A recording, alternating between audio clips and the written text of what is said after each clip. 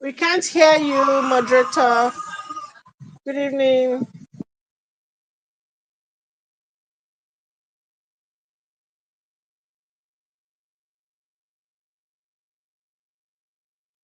No, I can't hear you.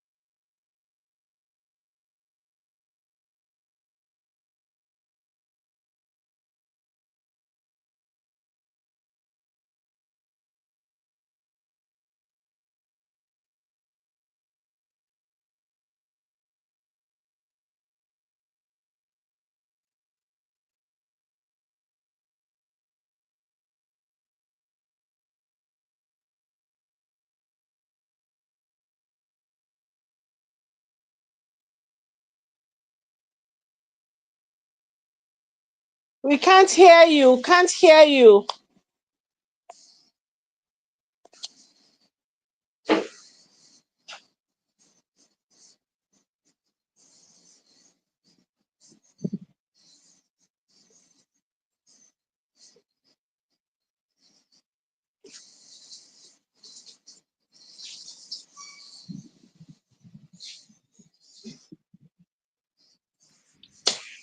Hello, Chief Oye.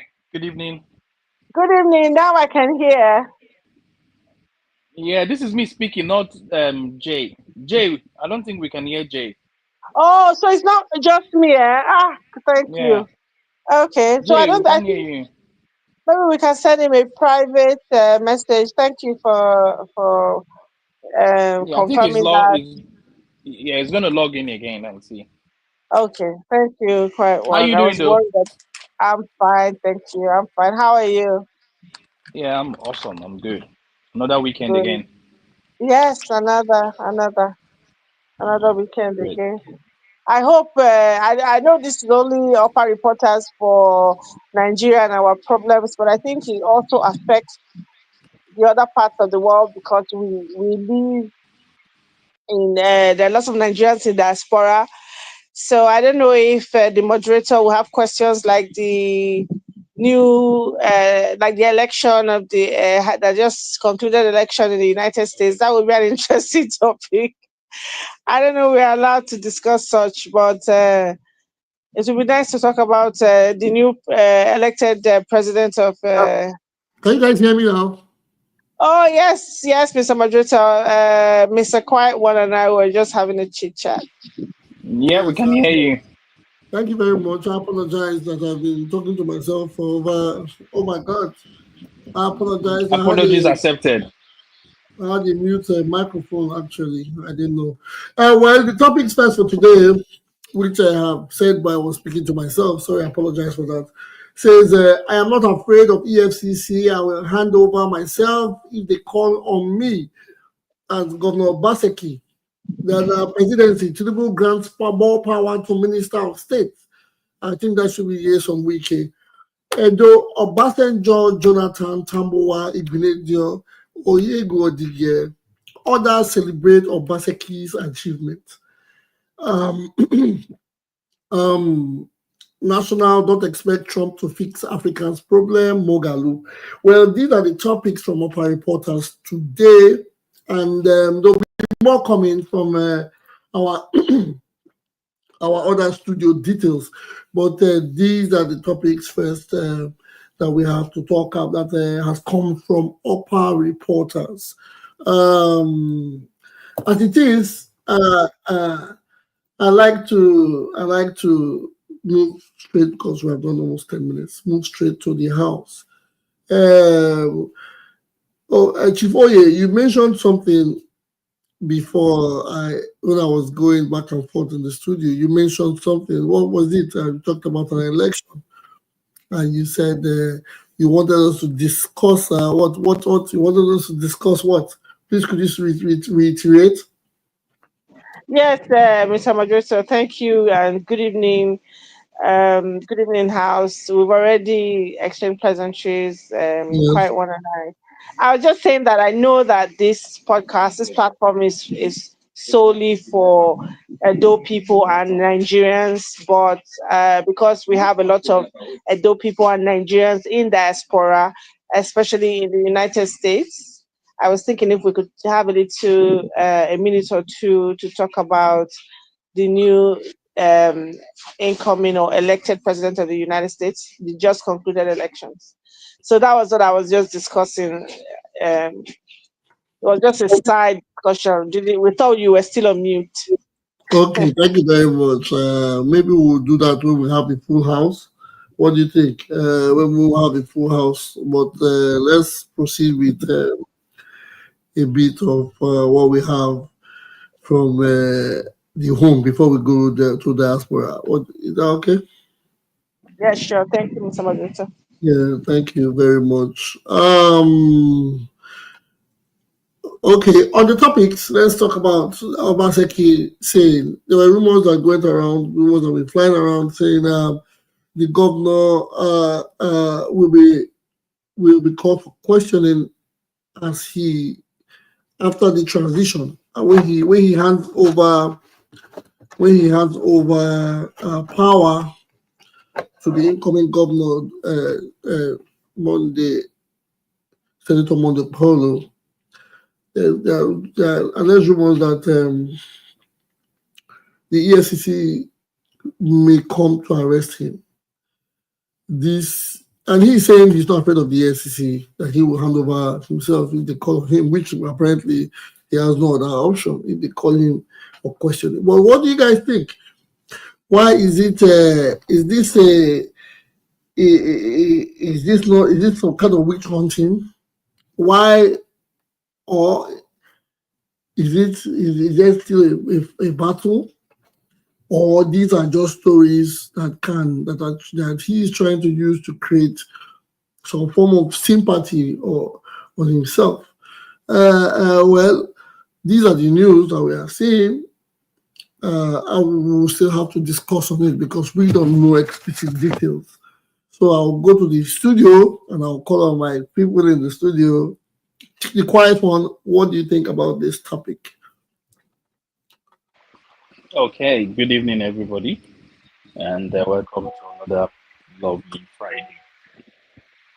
I think from what I read, that is said that there is a petition against him at the EFCC, and as a result of that, he thinks the EFCC would arrest him. But that would rather wonder why the EFCC would arrest him.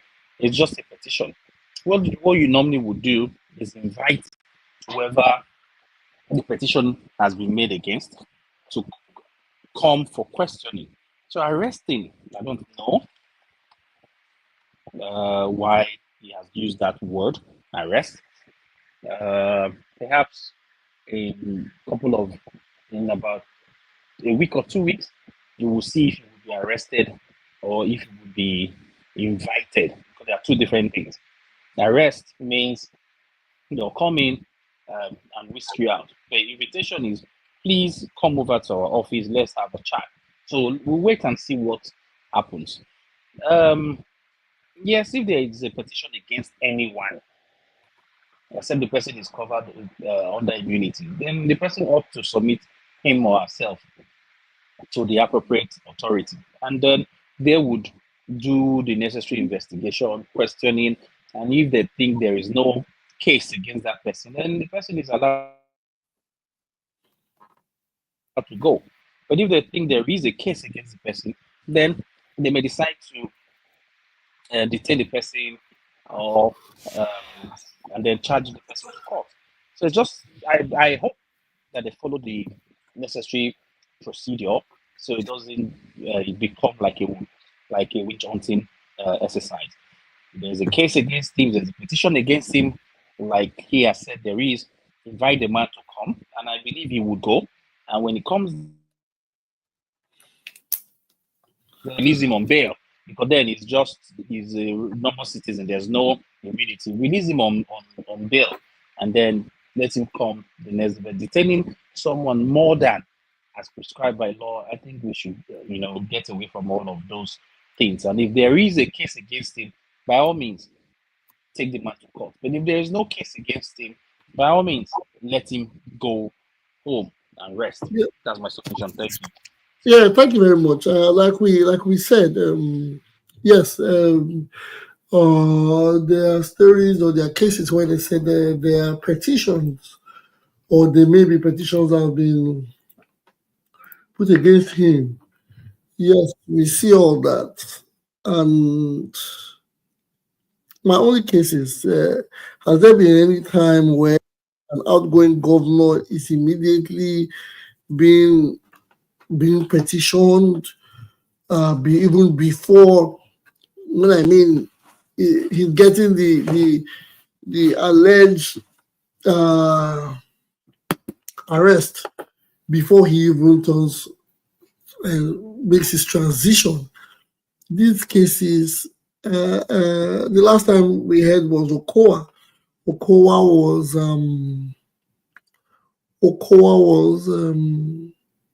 was arrested, yes, according to the news, and he was, yes, taken to River State. Yes, it detains Okowa at the point. But why are they saying? Are we saying that only the PDP governors, the EFCC have eyes for the PDP governors, and now Obaseki is not even, he's still a governor, so he stands under the immunity. So I wonder why there are eyes on him. Is he the only governor that is opposition? Does that mean Alex Oti of the Labour Party too will be having a telescope on him? I don't understand. These are the things that baffles me. I think I'm not judging anybody here, but if the EFCC has to be consistent, they have to be consistent on the matters. It doesn't have to be on selection or party alliances or etc. etc. Well, let us see how it unfolds as the days may come. I don't know, Chief Oye, what do you have to say on this matter? Well, I think that it's we're still on the topic of Obaseki being asked to come to, that he said he's not afraid to go to EFCC when he leaves, right? Yes, that no, the EFCC. He said he's not afraid. Yes, he's not Yeah. afraid because they are. He's getting information that they might come after him, or they have They've been hinting. Okay. Maybe he has been hearing back talks, or people have been giving him the or FCS, EFCC or APC have been giving back comments about him getting a visit from EFCC or being invited, just like Okowa, even when he's still in office. I think that's just I don't want to say bullying, or I won't say witch hunt. I think it's just Nigerians thinking that, or the people, they're trying to intimidate him or trying to make him feel as if, oh yes, now you're going to go to jail for all the things you've done. As if, first of all, any governor has been to jail. At least everyone, as if anyone that has actually been invited had ever been, persecuted. So Obaseki is an intelligent man, so I think all these are just side talks, and they're trying to ruffle his feathers. I don't think that AFCC is going to be able to, as usual, find anything on him. And also, I don't think that it's something that he should take seriously. It's just APC or whoever the stories are springing up from are just trying to, like I said, ruffle his feathers. So it doesn't. EFCC. If you ask me, I think EFCC should be put on hold for them to go back to the drawing board and restructure themselves and remind Nigerians of why they are there and what they are supposed to do, instead of all these alleged, stories and accusations against EFCC itself. So that's my 2 cents. Thank you. Thank you very much. Thank you very much. Well, let's see how this unfolds. The governor has come to speak. The governor is not a guy that always has something to say. He's not the talking type, but for him to, yes, a lot of people want to see how this turns out. I know there could be biases. Well, because I wish Tukpo was here, maybe he would have given us a real reason why the EFCC should be living next door to Obaseki, because some of these people have more knowledge about in-depth government activities, etc., etc., etc. Well, Obizo, sorry to interject. Are you sure they have in-depth knowledge, or they are just aligning with their party? Because the person you mentioned is a staunch APC person. If you bring a PDP member or supporter here, it would differ. So I think for us, it's basically for us to stay neutral. What I mean neutral, if a man has committed any offense, by all means, let the person face the law. This is our country. We must allow the rule of law to take preeminence. Like you rightly said, consistency is what we want, whether be it PDP, APC, Labour, or whatnot. If they are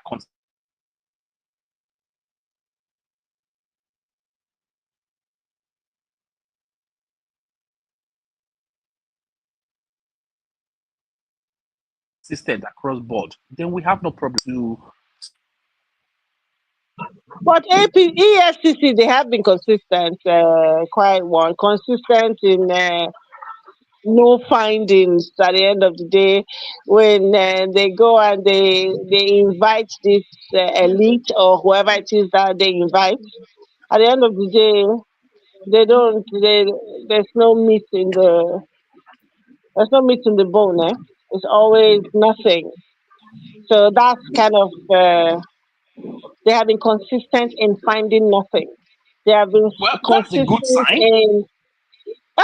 Isn't that a good sign? Because that tells us that yes, these people that were petitioned or invited have been investigated, and they have been cleared, rather than EFCC. we lost the quiet one there. It's okay. It's okay. Yeah, so if I'm just going to say something that the quiet one said before he left, or rather before he was cut off.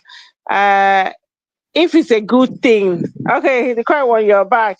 If it's a good thing that EFCC, everybody they find have been cleared, then EFCC is not working. Can they stop bothering people that are innocent? Can they stop disturbing people that, where do they get their findings from? They need more training so that they can actually go to where there's something instead of just going on a wild goose chase. Do you know what I mean? Yes. Well, okay. That's the way it goes. According that's the way love goes. Okay. Let's wait for the EFCC and the outcome, and let's wait for to know better. And like I said, I hope Governor Obaseki is not doing all of this for sympathy. He's not doing it for the love of the people. But again, on the other hand, I want to give him correct commendation. In Edo, to the news, Obasanjo, Jonathan Goodluck, former Governor Tambuwal, Igbinedion, we don't know which of them, if it's the Esama or the former Governor Lucky, the former Governor John Odigie, and a lot of others have celebrated Obaseki's achievement. This is a two-sided coin.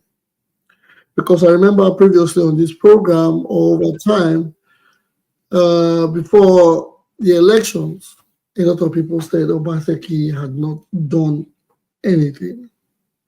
A lot of people defended that the governor had not done anything.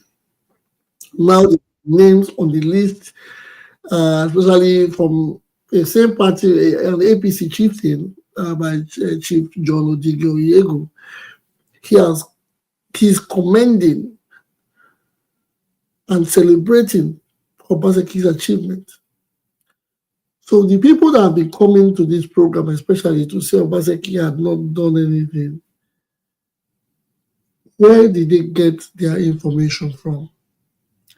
Were these on biases? Were these being sentimental? Or they feel the man needs to turn the town into a New York City or a San Francisco or a Jeddah or maybe a Dubai before they will applaud him? What are the achievements that these former chieftains, although these former chieftains, they are not my favorites, what are the achievements that these former chieftains are applauding to? They've been on the program again here, like 4 episodes ago. Mr. Agbontain sent me a list of what they will be commissioning. I think a 17 agenda commission list, which Obaseki, I think he did, although ShopRite was a part of it. That was, for me, it was a bit funny that a supermarket is being opened by a governor. Well. No. Obizo, let me clarify that for you. I think that it is not the supermarket. No. Okay. Was it the supermarket? The mall, rather. Let's say the mall, but the supermarket was being part of the mall. Yes, the mall itself. No. So you're no. The mall itself, not the ShopRite is only the name of the supermarket in the mall. Hello, can you hear me, or am I just speaking to myself? I can hear you. I can hear you loud and clear.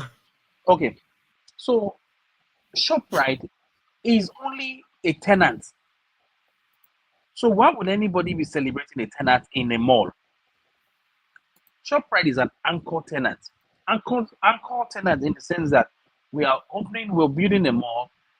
This person has agreed to lease this place for a number of years. So yes, because we have that kind of tenant in the person of ShopRite, it would attract other businesses there.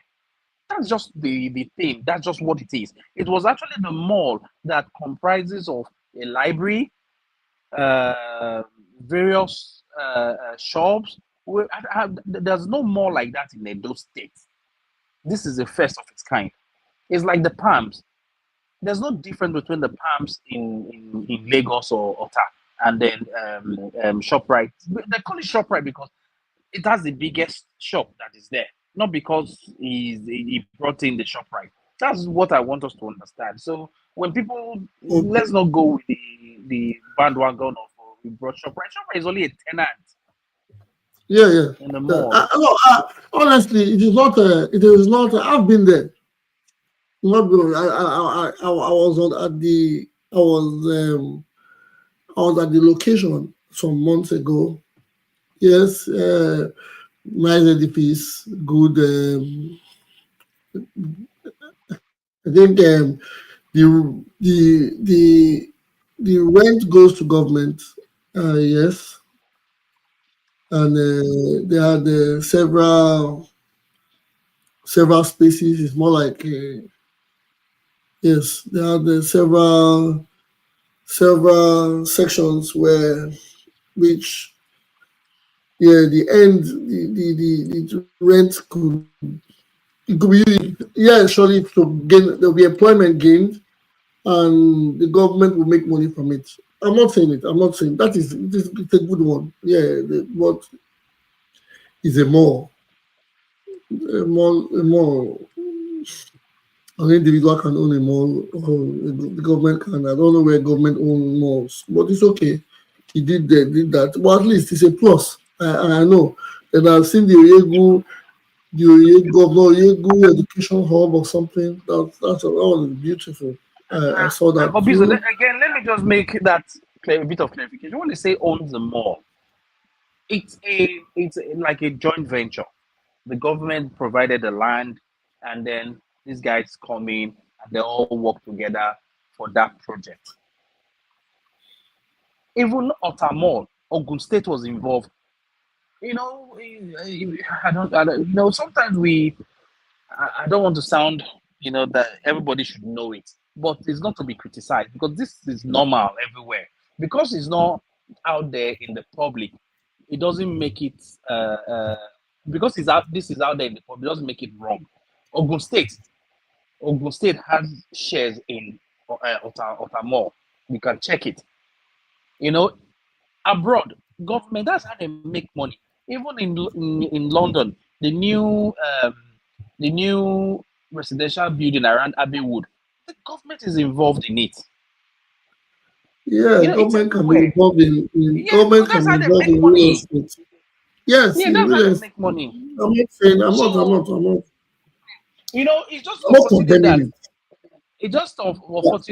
Yeah. those people coming, the naysayers came in and started ridiculing the government without even understanding. I think the man was too advanced for most of them to even understand. Where seriously, because when I look at them, I just laugh. How many I won't fit talk to understand? Imagine what is happening now. Imagine the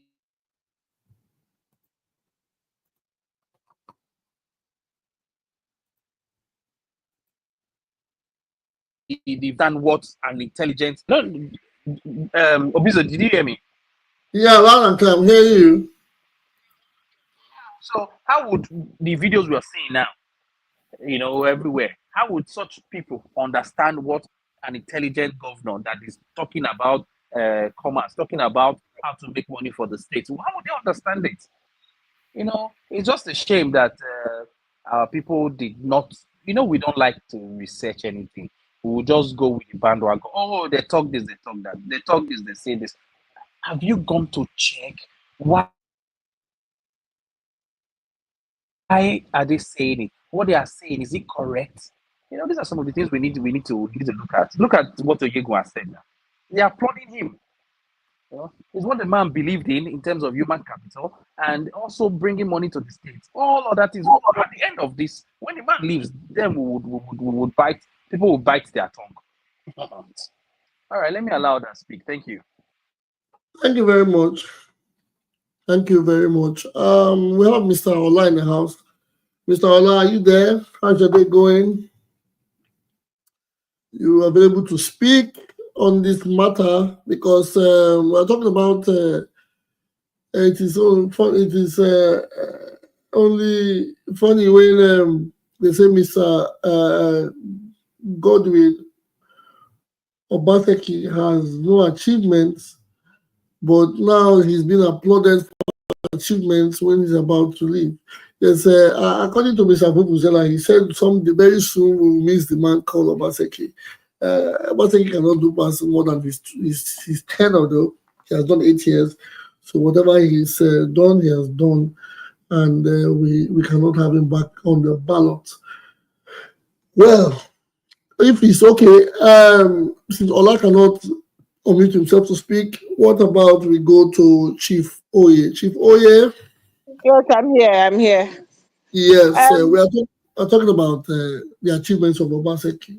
What is your yeah, take? I think I'm just going to start by saying that I think Obaseki is one of the most sophisticated governors that we've had in Edo State. When I say sophisticated, I mean enlightened, diplomatic, administrator wise, discipline, and sensible. I'm not saying he's perfect because EFCC, as they say, is waiting at his doorstep, but I think he's giving us a different side of governorship or uh, being an administrator in this state.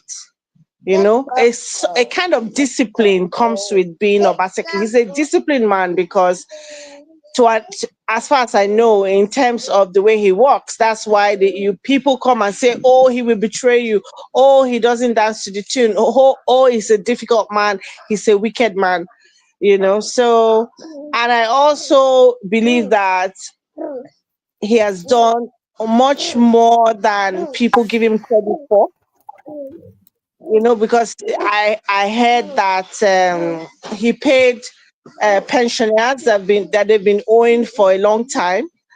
He paid them up to date. He pays his workers up to date. He's not owing anybody, and now he's commissioning things. School of Health, he transformed School of Health. He commissioned it a few weeks ago, and many other places in Edo State. I think the last person that did such for us was it Ogbomudia? So that's how we heard it, right? Because I remember I went to Uniben a couple of years ago, and somebody was telling me that it was Ogbomudia that did certain buildings. That since Ogbomudia did those buildings, nobody has done anything. So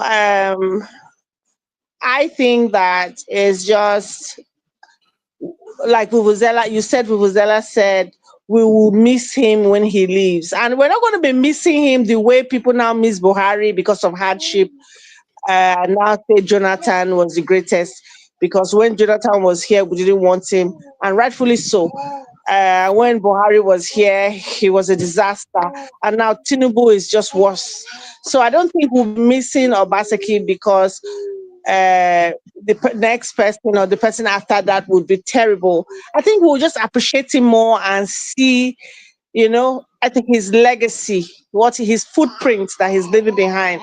I think very soon in the nearest future, that's going to happen, and people are going to be like, "Hey, all hail Obaseki." But then maybe it will be too late. Would it be too late? That's the question. Well, thank you very much for your submission. Well appreciated. Nigerians are comical, or they like to make a joke out of everything. It's not like we don't miss any. We don't miss Buhari. Yes, so when Buhari came, we said we miss the previous after Buhari. Now we are missing. People just like to say that way, forgetting that things change. Yes, we know rice has. Some people still want. Things are expensive. I'm not going to be a part of just saying that things are not expensive, but things have to grow. People grow. Things commodity gets more added value, so it's not going to be the same price. Rent has increased. It's just a normal way of life. Even in the best days, things increased. Yes, and on Obaseki's achievement, yes, it is very appreciated. Brother, sorry.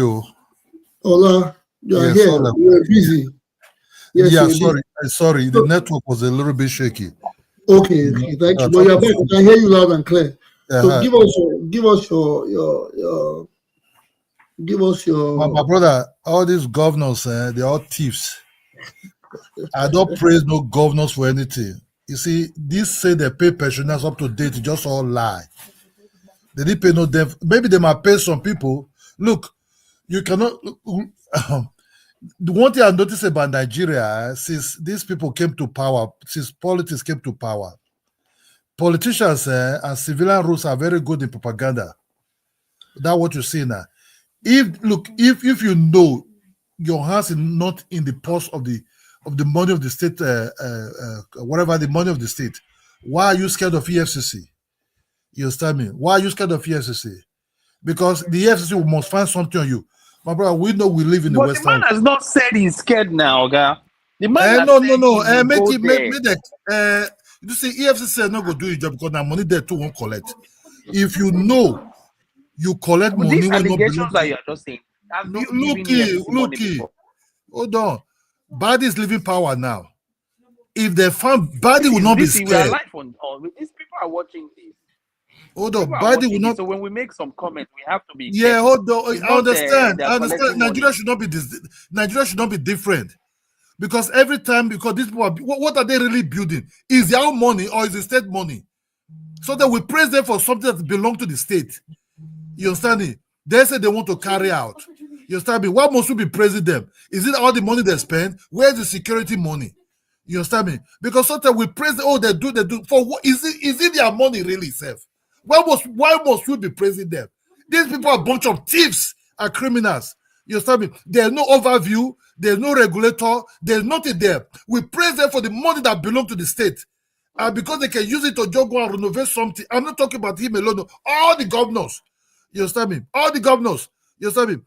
Some of them look, there's EFCC after me. Okay, if you know you're not scared, you only depend on your salary. You carry out the normal, you spend the money really. You have all the account, everything you spend and everything.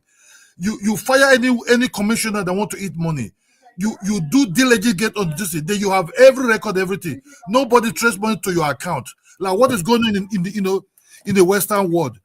If you leave that place, you'll be even be happy. I thank God I've served my 8 years.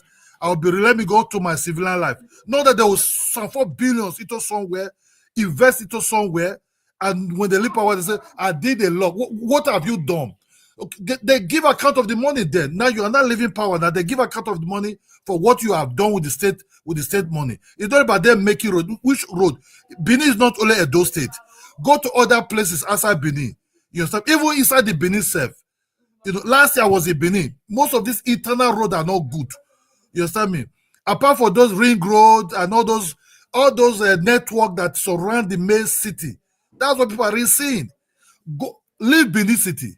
Go to other local government. The road is as bad as something. I understand this. It's a local government function. But is the local government really functioning? Apart they just they will eat the money. The local government chairman will eat the money. All of them will share the money. Then when they leave in power, they're scared. They think they belong to power. All of them, how can you check some of these guys say they do entertainment with $9 billion and 9 billion naira? Coca-Cola and what are they drinking? Champagne? Even they buy 18, what do you call it, 18, whatever it is. We up to 9 billion. How much is bag of rice? Are they eating special tomatoes in that? Are they eating pig meat? A whole 5,000 or 20,000 of it that they sell for refreshment. We spend. Who are they refreshing? Who are they refreshing on? You understand me? So this country, before it will change, we're like, look at the white people are laughing at us. A black man does not have the cognitive to even know how to fix his own country. The worldly power that they'll run to America. And all these houses they buy for $400,000, $600,000, $1 million. They will be going there to become a good citizen, right? But where they're coming from will become useless. The past governor of Enugu State, where did he run to? He's not Texas. What is he doing there? But look at his state. He's afforded a lot of money. That two were very scared also of EFCC. But you go to other mass country, become number 1 citizen there. You behave well. You be on the line. You drive with you walk alone. You be walking dog. You be going to supermarket to buy something. You know, but with under which fund? The fund of your own state. You bankrupt. You don't allow the honorary citizen to have good hospital. You don't allow ordinary people to have good water. You don't have, and even the tax. Are they not killing themselves now? Who will control all this Agbelo? Hello, sir. Please, can I just ask you a quick question? Sorry to interject. Do you reside in Nigeria or abroad? Look, it doesn't matter where I reside. I reside. Hold on, I reside in abroad. Hold on 1 minute, sir. Do you have a property in Nigeria? Yes. When last did you pay your land use charge? I'm always paying it. No, when last did you pay? Not always. I'm always paying it. Is that the allocation? Are you asking me right now?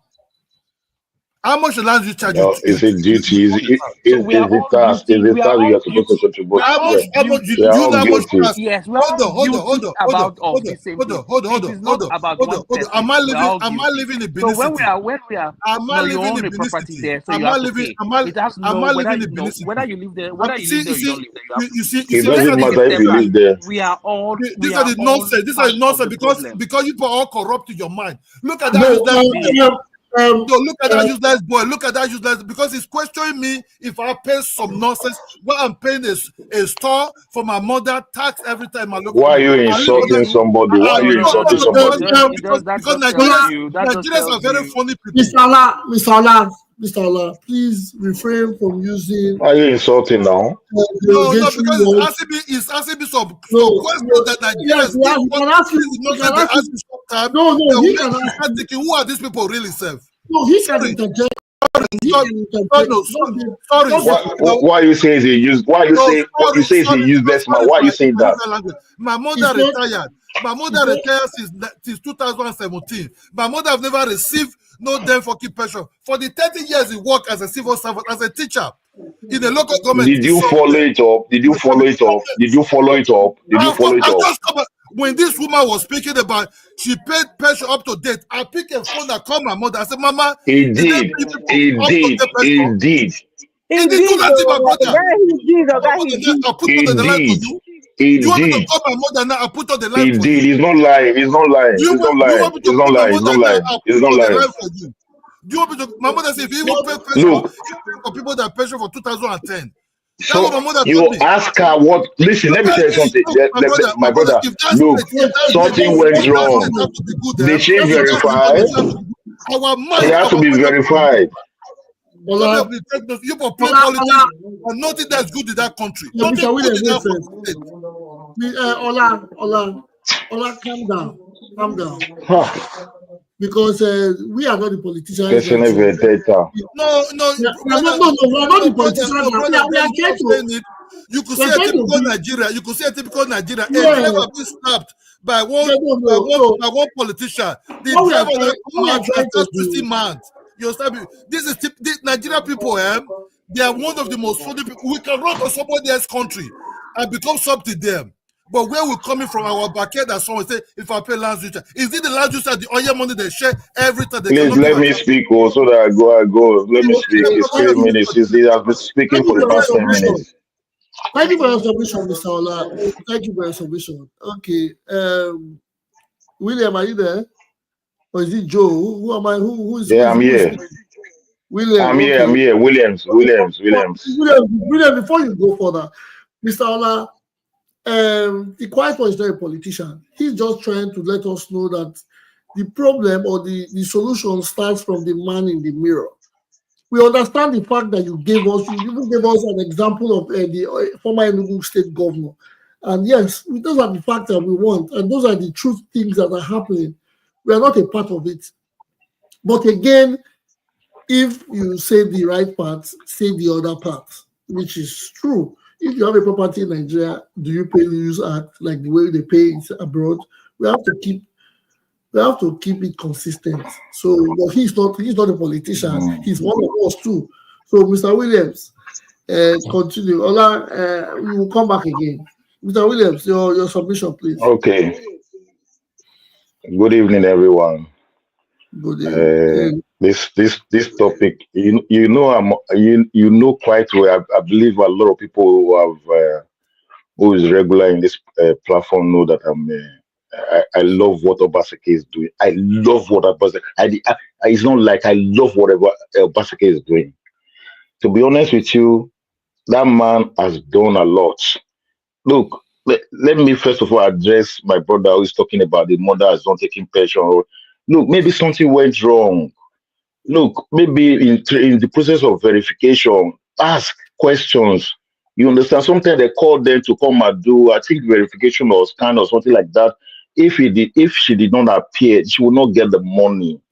I know a lot of my friends for over 30 years backward.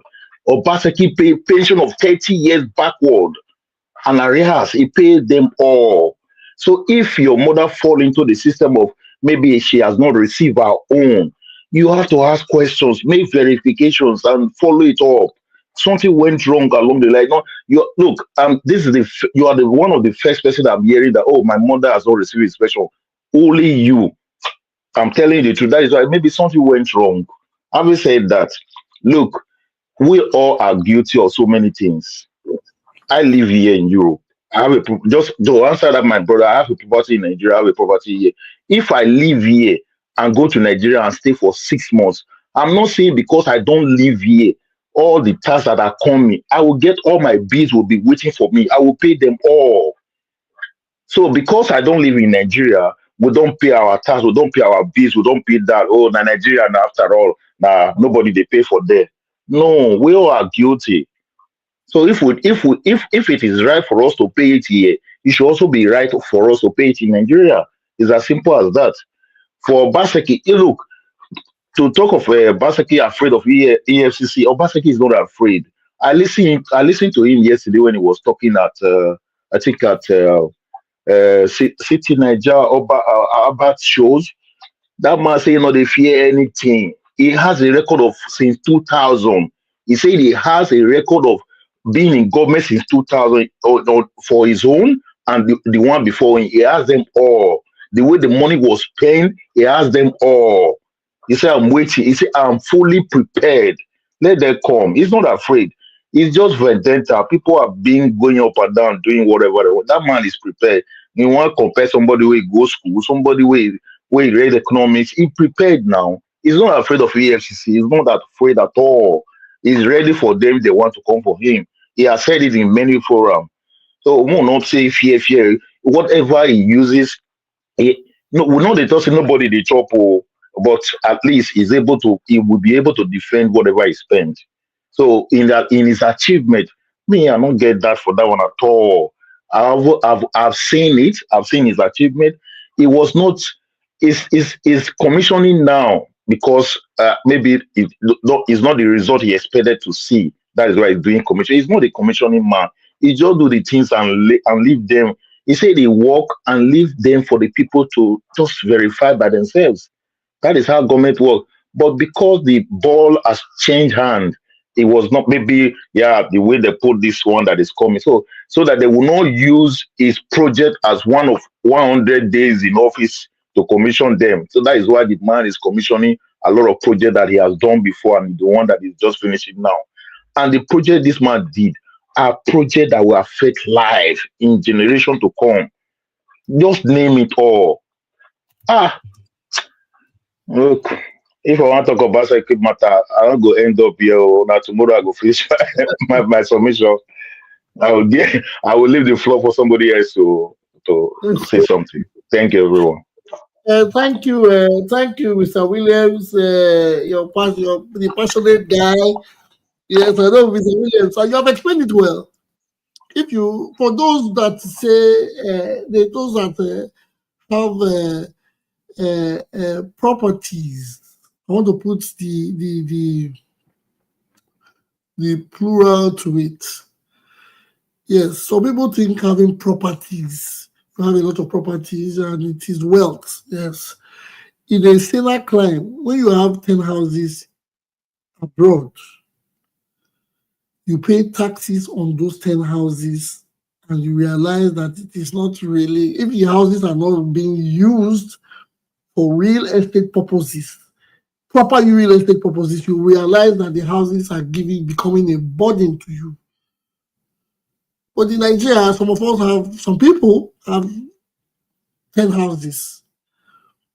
and they use it to marry wives. That's a joke. I mean, 10 houses. And those houses, some of them don't even pay taxes on them. They just believe acquiring those things. Or you can hear there was a lady that had 50 something houses, a government official one time. She had 50 something houses when she was investigated. How does she earn to pay taxes for 50 something houses? If that what I mean, if you're not doing proper real estate measure, because when we are here or when we live abroad, we know how it is. Even if your house is fully paid for, even like the governors, like how they do, they go see a house, it was $1 million, the bigger mansion, they come with the cash, they pay for the house fully, which means the mortgages have been totally on zero. There's a yearly tax that comes with it. There's a state tax that comes with it. There's HOA that comes with it. There will be something that will be paid for. So you can't leave your house for 6 years and 5 years, then go and live in another country. By the time you get back, you meet 100 envelopes at your doorstep or in fact, your phone, they will contact you. So a person will find you to let you know you are behind your payments. We don't do those things in Nigeria. Even taxes are not being paid here. When you buy something abroad, tax is being paid. You buy something, you see the price, it says £1. When you go to the counter, you see £1.76. Taxes has been added automatically. We don't get those things in Nigeria. Still, let's just be honest about it. When they say it's 5,000 in Nigeria, it's 5,000. Taxes are not being paid. So when we balance it, let us know how we balance it. Good. All the landlords in Nigeria that live abroad, they're having a swell time because when you buy your land, you fence it, and you don't have communal issues or community issues. No one is going to disturb you ever. The only people that might keep coming will be PHCN, or that's all. Because if you have light connected, they will come to say you have not paid light. So we don't pay. We don't follow our taxes. We don't know how long it is due. We just build and we walk away. That's why some people can achieve 2025, which I feel is too much. So that is it.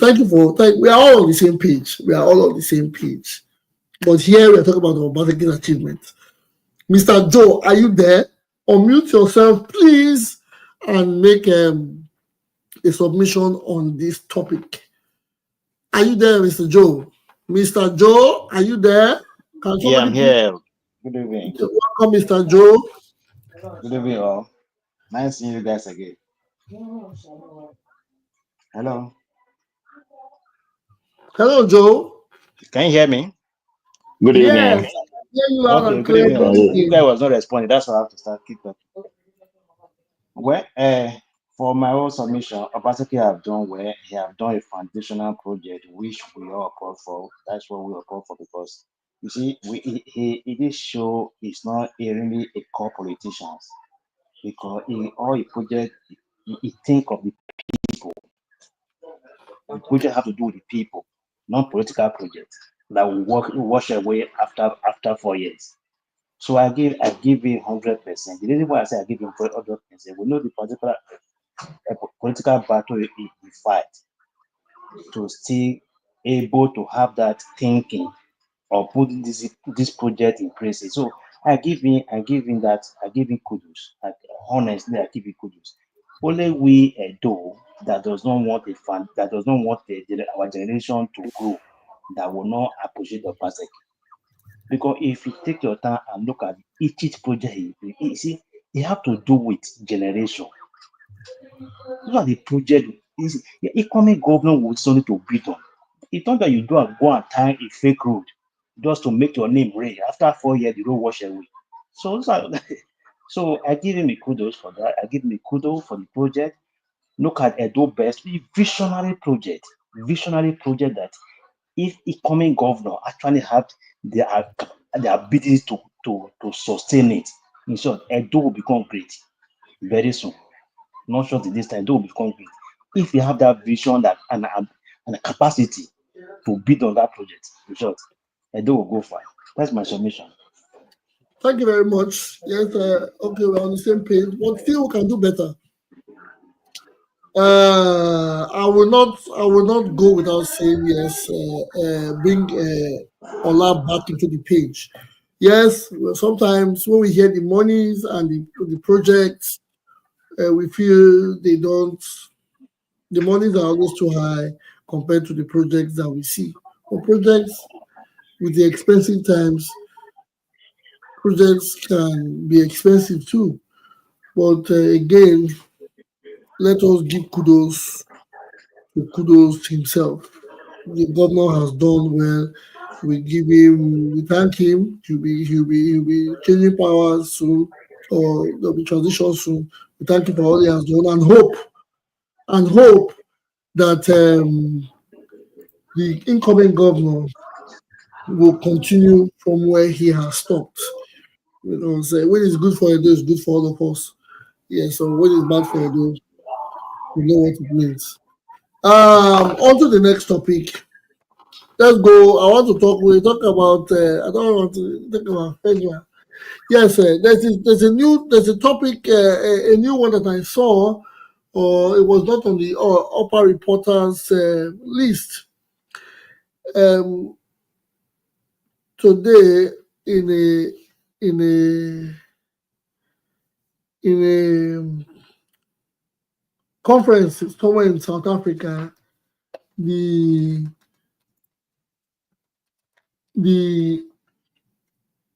representative, or rather the special advisor to the president on energy, excepting Mr. Olu, he has told us that there will be 20 hours daily power supply in Nigeria by 2027.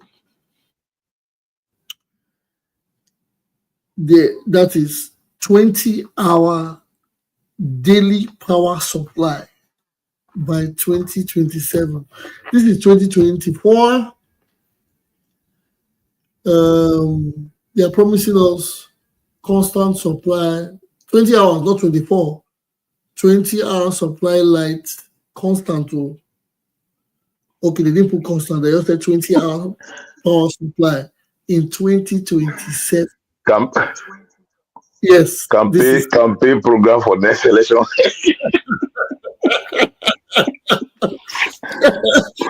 Nigeria. First of all, is it with the current national grid, or are they going to replace the national grid? See, it has 1,001 questions. How long does it take to develop or to build up or to set up a grid that can take the whole of Nigeria? How long and how much will it cost us? Because I believe first, power has different phases. You have generation, you have distribution, and you have one other one. I don't know. It's so irritating. I don't even want to care anymore. But now, all the time you hear we create only 4,000 megawatts. What does it entail? What do we need? How much will it cost us to build a power grid or build 3 power grids that can produce 10,000 megawatts each? Because I believe we don't need 10 years to create that. We can use a few months to build up these power grids, to build it up. Then we can begin to think of how to generate or then how to distribute, which is another major factor. But we can rely, after building new grids, we can rely on the old distribution units or begin to work or enhance the ones we have. Now, a man telling us that power will be 20 hours. They're no longer saying 24 hours. Though. He said 20 hours in 2027. That's Tinubu's next campaign promise. Well, I have to start with Quiet One. Quiet One, are you there? I'll go. Everybody's going to get a piece of this action. Let us talk about it. Yes. Quiet One, have you heard the topic that we are deliberating on? Yes. So Good. my first question is when I hear these things, I ask a question. The promises that they made that they would deliver in 2024, 2025, how far have they delivered? If you've not even delivered on those promises, then why tell me 2027? It's like a mirage. You never get there. In 2027, you tell me, oh no, this time around it's gonna be 2029 or 2030. Just deal with what you have at hand. Did he even tell us what they are going to do to ensure that these promises come to fruition? Or he just went ahead and just plucked one date from the sky and said by 2027 there will be 20 hours of electricity daily? These are the same people that have shared power into different categories. And if you want at least minimum of 20 hours electricity, you have to be on band A. And then if you want minimum of 16 hours or thereabout, you have to be band B. And then if you don't want at all, you be in band Z. So this is the same person that is now, same people that are now telling us by 2027, there will be minimum 20 hours. So which is which? They shouldn't, toy with us. Just focus on what you've promised us here and now. Forget about 2027. Please, I don't even want to say more than that. Forget 2027. Just deliver the one you promised. You don't promise picking shoe for one. It's just like a child. You say when you're 1 year old, we'll buy you a shoe. Now the child is a year plus. You're saying no, when you get to 10 years, that sneakers that you're looking at, Air Jordan sneakers is yours. Come on now, Benny. What's going on? That is taking us to Ola. Now, thank you very much, the quiet one. Taking us to Ola. Ola, unmute yourself, please. Ola, I'm talking to you. Unmute yourself. I hear you, my brother. Good. The topic now is they are promising Nigerians 20-hour daily supply by 2027. So I want you to point out. I like it when you point out. This propaganda, when they use, have been there for a very long time. Even in when Shagari came to power, right? They will also do this propaganda also with this House of Legislation. I'm talking about state now, Bender State at that time. Said they want to fix a rural routes. Then it was a House of Assembly members. They were doing some of these rural road at that time. They also would they do everything, they will put gutter. But they will come with caterpillar and just bulldozer the whole place. When rainfall, the whole thing will just be like a different thing again. Some of those people now, some of their children, they are useless in the United States. Some of them, they are very old now, 90-something. Nothing to show for it. Even the houses they built with those money, called political houses at that time, they are even crumbling now. Let me go straight to this thing. This is just a political talk. To invest on power, if you really value your country, right? The business, how to set up a friendly society whereby private business can thrive, so that this private business can also employ people. Not only you don't have to depend for NPC job or government job or contract and everything. Those days when light was in Benin, another printing press was making a lot of money. People were working on that printing press at that time. That airport road you're seeing, there were a lot of printing press company, and this company was functioning as a really powerful company. You understand me? People were employing people were working in printing press. What called printing press at that time was very heavy. Even bookshop. You understand me?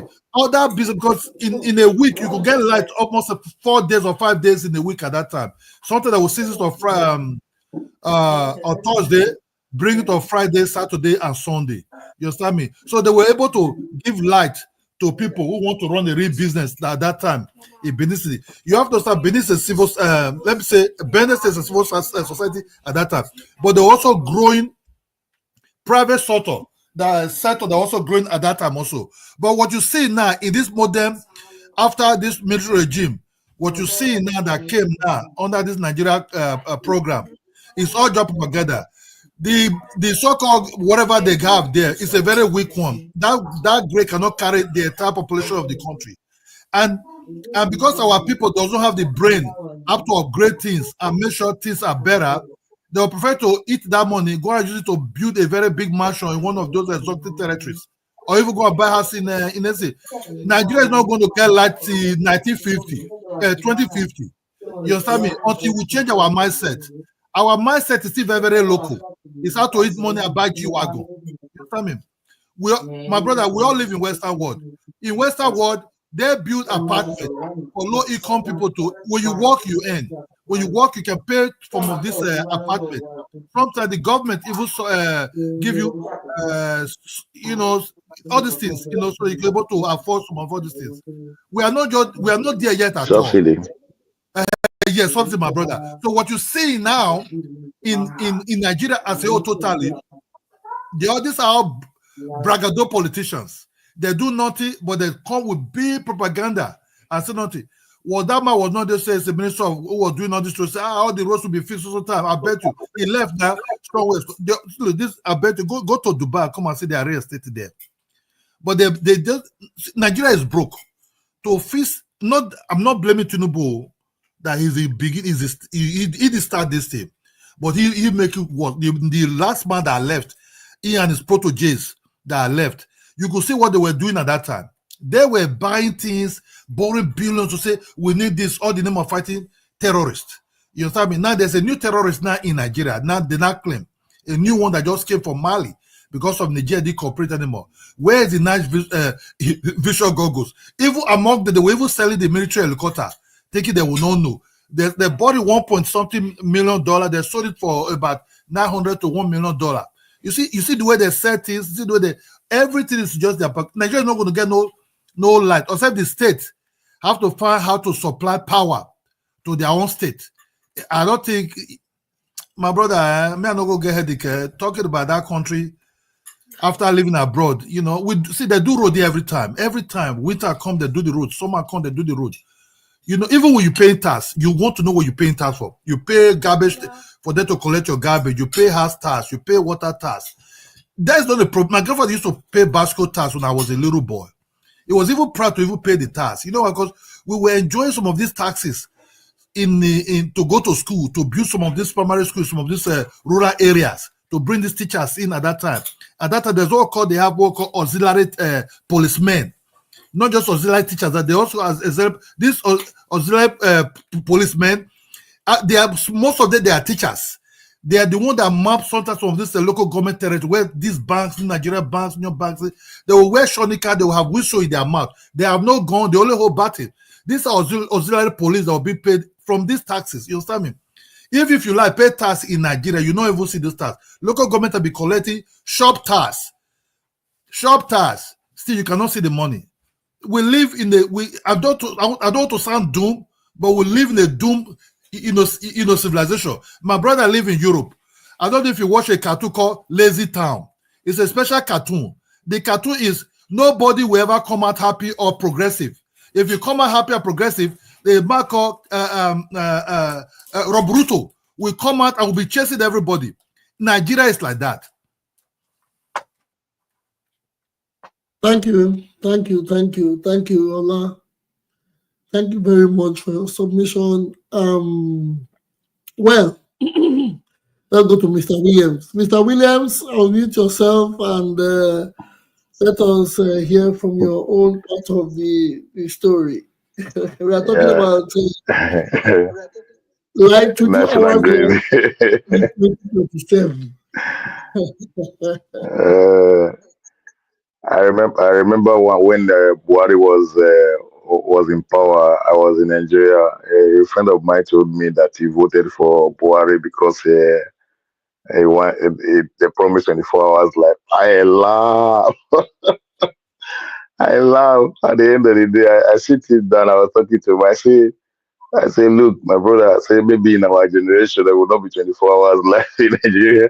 He said there will be. He said they promised at the end of the day, Buhari came and gone. There was not even 2 hours full-time light. This is a statement of this. Why not now? The question is, why not now? That's my first worry is why not now? Why not today? Why not this moment? Why 2027? Because that is election period. Why not do it now? If you have a plan like that, why not now? This electricity of a thing in Nigeria, look, it they cannot generate electricity in Benin and take it to national grid to serve in Abuja. The transmission between Benin and Abuja alone, the power that will be lost in between is too much. If really they want to make sure there's 24 hours, like let each maybe Benin will just generate electricity supply within those states and Everon, probably Delta and Kogi, the one that is close by, not far to the northern part of the country. It's too far. These people are not serious. They have ideas, but they can't implement it because of political bragado or whatever. How can you have such plan that Nigeria will have 20 hours light? Let's say so. That's what I said. 20 hours light, not even 24, not even 18 in three years time. All the money they say they seize for all these politicians, all the money the EFCC have been seizing, all the foreign whatever billions. What are they doing with it? Why not now? My question is why not now? My look, I'm worried for that country. Really, why not now? They have ideas. They, they don't want to implement it because of elections. That what I'm taking in my head is just because of election. I think that is the year they will be doing another election. Is it not 2027? So yeah, Yes, that's the year they will be doing another election. Yeah, yes. probably they are already planning what they want to use to campaign. Come on now, hey, are we going to stay like this? Eh? Look, in this place I am, for the past 25 years, they have only taken like twice, and that twice they sent a letter and said within 2 hours. It went beyond 2 hours because they were doing a major some it went beyond 2 hours, it run into 4 hours. They have to they have to reimburse my money that I paid for that like that month. Come on now. Nigeria, we get idea, they get the brain, but they are not using it well because of politics. Everybody just want to ah man. Look, if I'm not, I'm really worried for that country. They have ideas, but they can't implement it now, all because of politics. That's my take. Sorry, I have to leave. I have to go watch Obaseki talking. I'm sorry. It's life. Okay. Okay. Thank you very much, Mr. Williams. Thank you. I appreciate it. Yes. Yes. Yes. Um. Have a lovely Yeah. time. Goodbye, You everyone. too. We'll see you on Monday. Yeah. Chief Oye, it is your turn. Please unmute yourself and give us your submission on this matter. Yeah, I'm here. And where are we again? If I may ask you Where about Obaseki. yes, we are not talking about Obaseki this time around. We are talking about the special advisor to Tinubu on power said there will be 20-hour daily power Yes, yes, supply yes, yes. by Yes, I 20. got that. Yes, yeah, thank you, thank you. What a shame that they are still telling us in this jet age that we're not going to be having sufficient power supply till 2027. So, like one of the guys rightfully said, is another probably going to use as another election propaganda or another election reason to get people to vote. And it's a shame that um, it's something that somebody actually said they voted for Buhari for. Not because I blame the person, because it's Nigerians are suffering, you know. I think is a breach of our human rights. I think it's an abuse of our human right that we cannot go to bed at night and have a good night rest, because it is our every human being is entitled to a good night rest, but we don't have that. It's a luxury that we can't afford because there's no power to give us a good night rest. There's no fan. You can't open your windows because of insecurity. There's no electricity to power your fan. And so you're up all night chasing mosquitoes or criminals.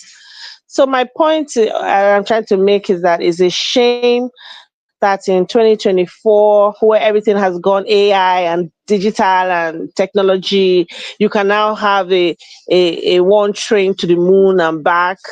They are telling us that we are not going to have, well, we are even only going to get 20 hours of power supply by the year 2027. We don't believe them. I don't believe them. I think these people in power, they have no sense of service. They don't believe in legacy.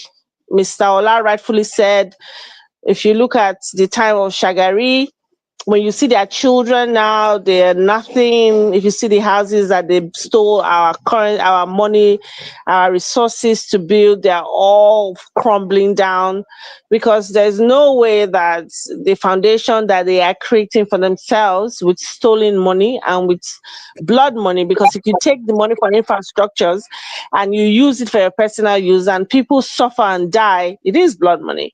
There's no way they are going to benefit it. Their children will sell all the money, sell all the properties that they acquire, and use it to they'll smoke it up in the air. So going back to that, I don't think that they mean it. I think they think that as hungry Nigerians, we will be hopeful when they say 2027. But when we get to 2027, I think they're going to be saying, like Mr. Ola rightfully said, there will be no power in Nigeria till 2057 or something. So again, I always use the phrase, with this matter, I don't think there's any light at the end of the tunnel.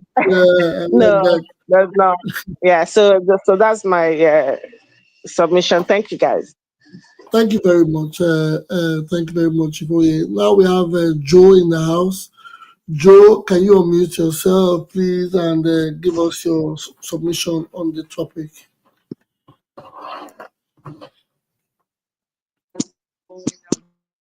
Joe, are you there? Yes, Joe, I can see you. I can see you. Yes, yes, could you?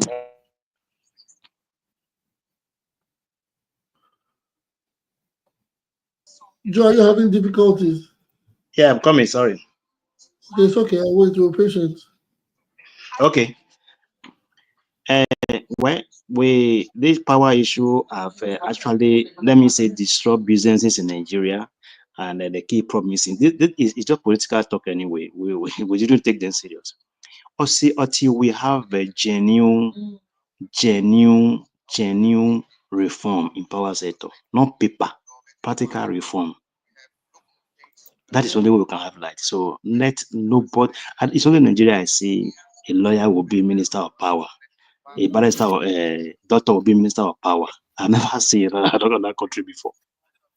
So until we have genuine reform, that practical reform, not just paper in Abuja, that is the only way we can have light in Nigeria. We shouldn't be deceiving ourselves.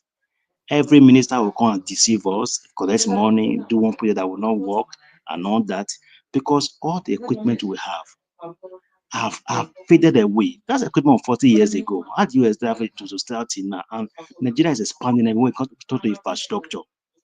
No plan, nothing. We still remain where we are. I don't know whether it's political enemy or democracy enemy, I will call it. I don't know. Because just as the last man said, we know what to do. Why are we not doing it? If we go to overseas, we are performing well as an individual. So what's the problem to Nigeria? What's the problem? When it comes to Nigeria, we will not perform. When we travel to overseas, we will perform other countries. What is the problem? Is it a political enemy or a democracy enemy that is affecting our people, not individual? Because individual go to everywhere they say.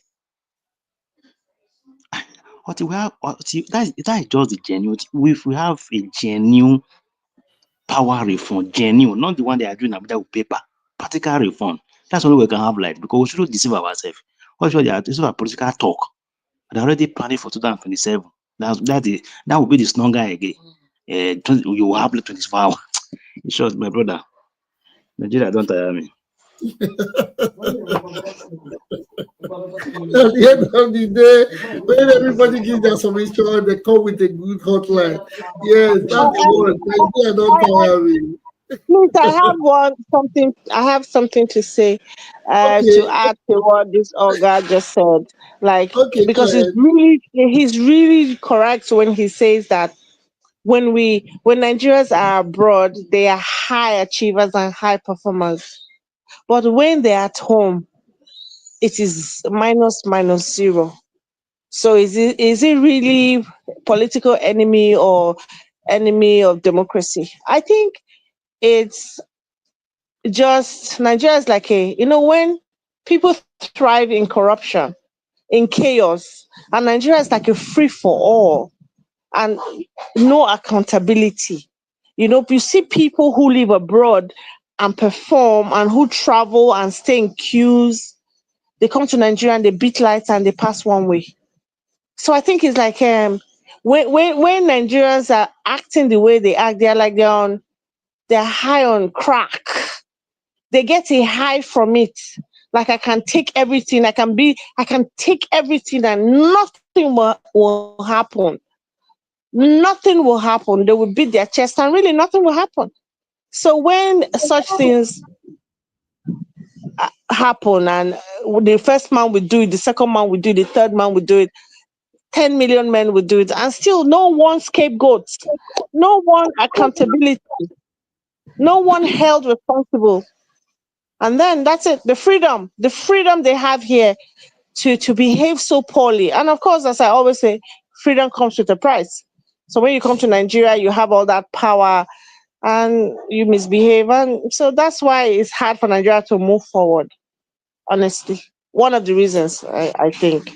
So, yeah, thanks for Thank you giving me very that much. little Okay. time. Let me. Good. Okay. Freedom. Everybody has to be free in the country, in his or her own birth country, because that's where you are from. You can change it. There are privileges to everyone having to be vetted or having to be a naturalized citizen of a country. When you hold a passport, it has to come with pride. Freedom is part of it until otherwise. Yes, I know. What I mean by freedom, I don't mean that I don't mean that, we should be oppressed people or whatever. But when we live abroad, if you don't pay your taxes, they come for you. If you beat the lights, they come for you. If you don't stay on the queue, if you throw dirt on the street, they come for you. If you're late here, they come for you. If you malpractice, they come for you. But Nigeria, the freedom to do and undo. That's what I'm saying. Nobody comes for you, especially when you're in the group of the elite. That's freedom, and that's what breeds uh, uh, corruption, and that's what breeds indiscipline and all that negative stuff that we are all suffering.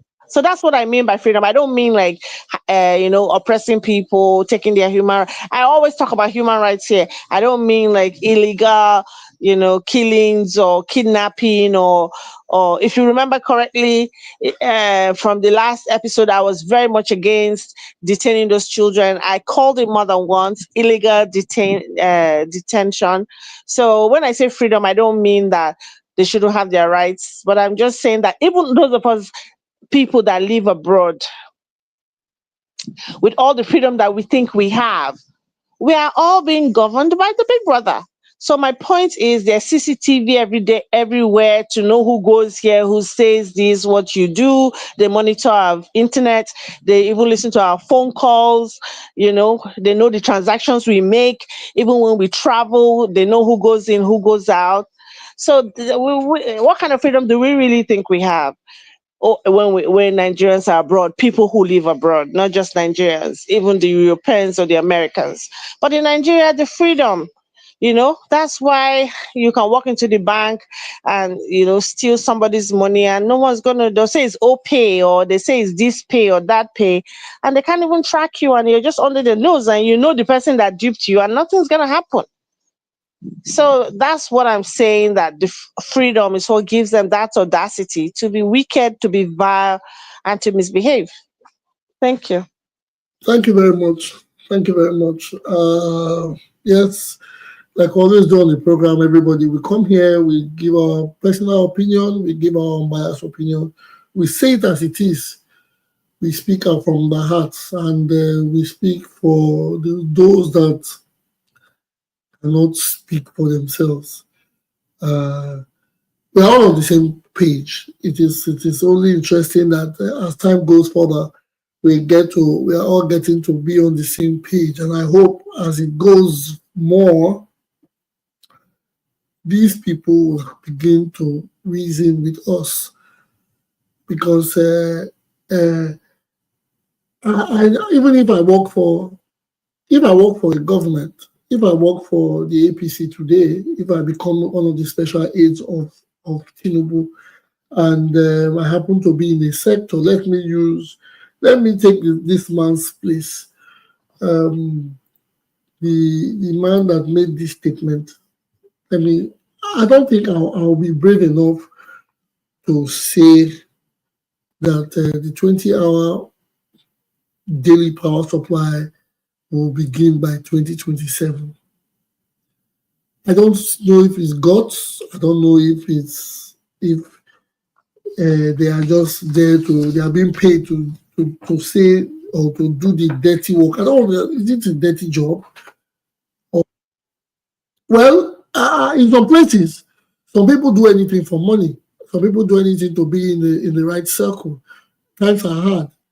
Yes, some people get paid these days to play the role of being outright sycophants, because we are all here. We are all from different backgrounds. We are all from different homes. But when we come here, we speak to the truth.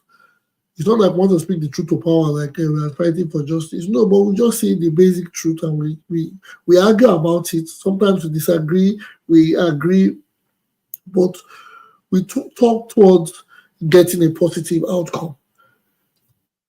If a man says there's going to be light in 20 hours light in 2027, what are his measures? Okay, Oga, how did you get to this fact? What are the things on ground that is making you tell us that there's going to be 20 hours light in 2027? And before that, I remember the quiet one said, what about the previous promise they made? Were you there when they made the previous promise? Because now you are coming to tell us 2027. Is that to keep us quiet or short for the following time not to complain?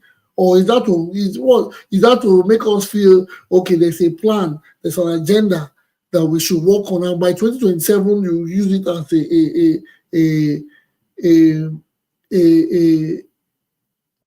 a step stool to say, yes, remember, in 2025, I told you that 2027 is where we are going to have light. That's what we are working on now. Do people even come out in other places, do the government come out to tell people when light will come? They just work on it. They have a projection. We are having a project. We are going to work from here to here. We are on 25%. We are on 50%. That's how projects have been made. And the people see it. We are building a house. You don't have to tell people, I am building a house. People will see it. If there is a project that they want to create for electricity, where are the grids? Let us see power plants. The overhead cables that we see in Nigeria today, those are the same overhead cables that we saw when we were babies, when we were kids. So practically, the people that made those cables were probably aliens that were here before humans. Because these days it's very difficult to see any project like that around our country. If you know the cables that I talk about, the overhead, those high tension cables, those cables are still there. Those are the distribution cables. Nothing new is added to it. We still use the same distribution cable that has been there since I was a child. and now you are promising us magic by 2027. A country that generates money from importation of generators. I want to make one submission about generators. The way we use generators in Nigeria are not the way generators were built for to be used. Everybody's a guilty person to it. We are all abusing that machine. And trust me, there's no machine that was built to last or suffer the way we use it. Those machines, we use them every day. Generators were not built to use every day. Generators were built or they were made or manufactured to support light at a short interim. Meaning, or when there's a construction, when they're having a construction, a road construction or a bridge construction or a railway construction, people work day and night. The morning shift work, the afternoon shift work. When it's time for the night shift, they bring out a generator, they plug it to the lamps and the equipment, and they use it for 6 hours or 4 hours. That's how they use generators. Or when the grid or something is not working, they come here, they use it to work. And Nigerians will flog generator for 12 hours. It begins to leak oil. It begins to change sound. So a country that generates power from generator is telling us they want to give us 20 hours. Like, I thought it was 24 hours that they said the last time, but now they have reduced it to 20 hours for 2027. That means there's a problem. If these people do not know how to solve it, it is not a shame. It is not a problem. It is only simple. Let them find those that can help us.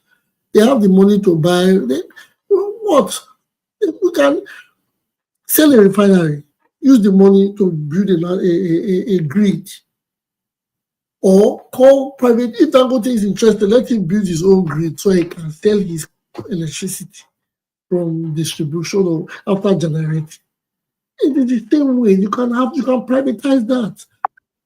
Other countries don't work on their own one power company. If you let only NEPA handle these things and the government is handling NEPA, it will continue to look like INEC. Well,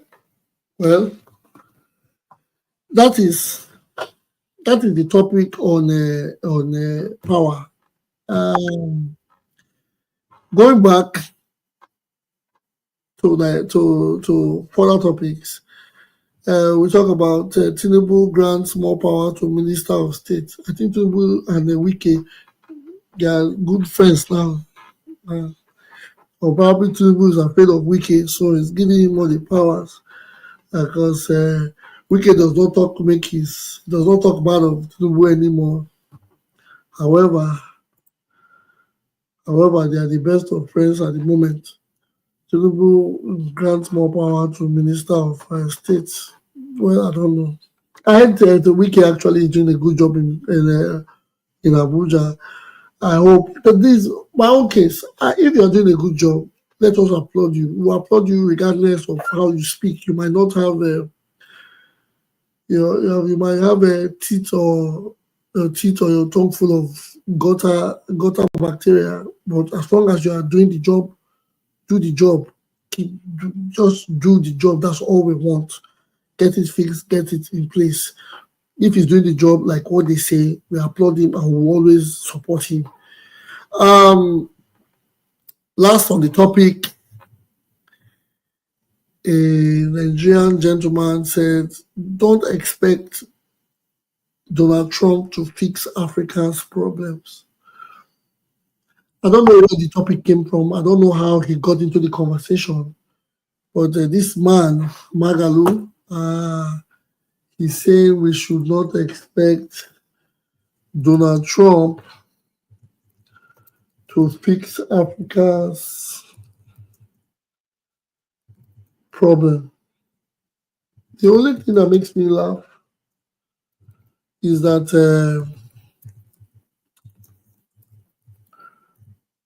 people don't know that even how good or how wonderful the US can be, they have their own problems. They have their own major problems. So adding Africa to it is cumbersome.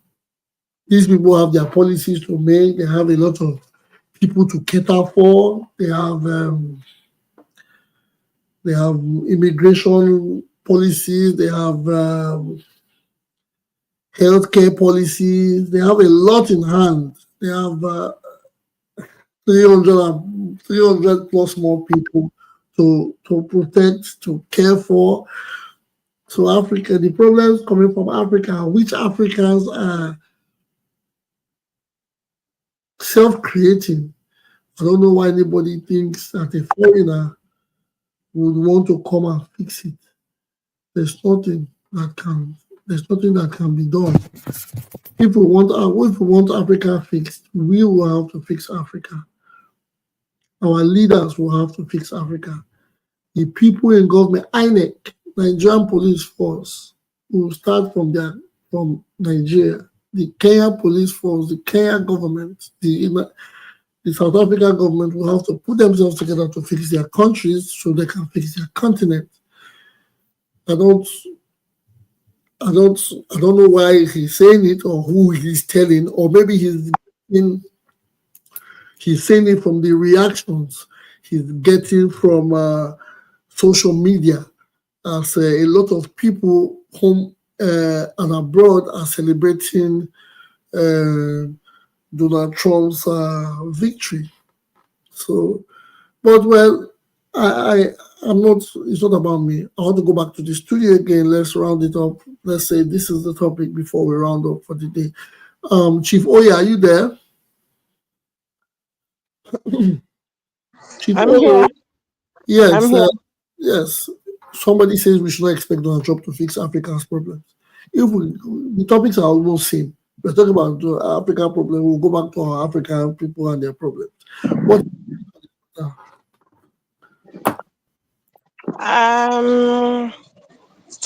First of all, Donald Trump is a nationalist. He's been called the bigot. He's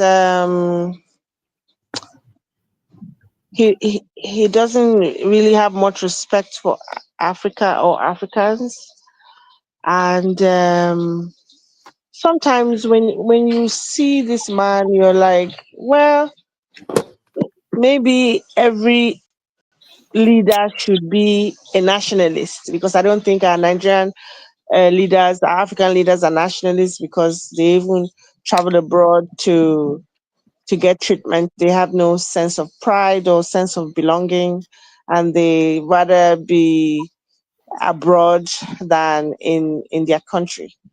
So if we all remember very well, no, Donald Trump has called Nigeria a shithole, or called Africa a shithole. So I don't think that he's ready to fix Africa.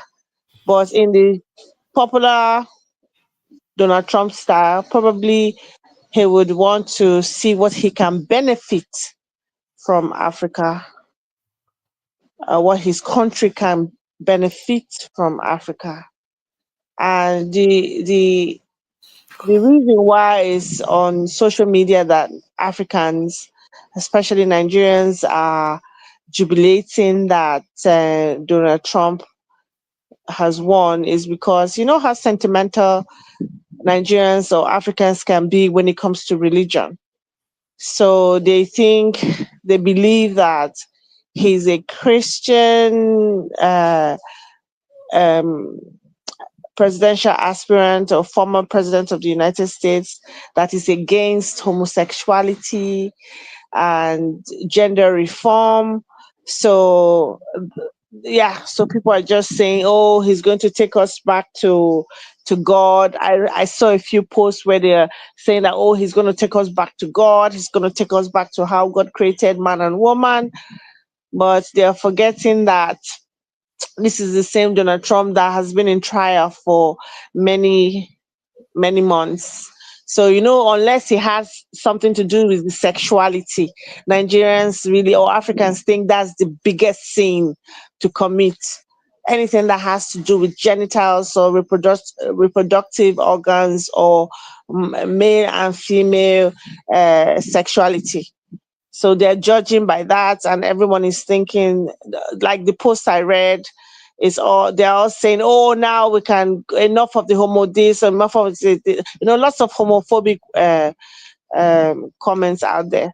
So if they are thinking that they are on the same page as Donald Trump because of they believe in the same gender, sexuality, and biology, I think they are missing the point.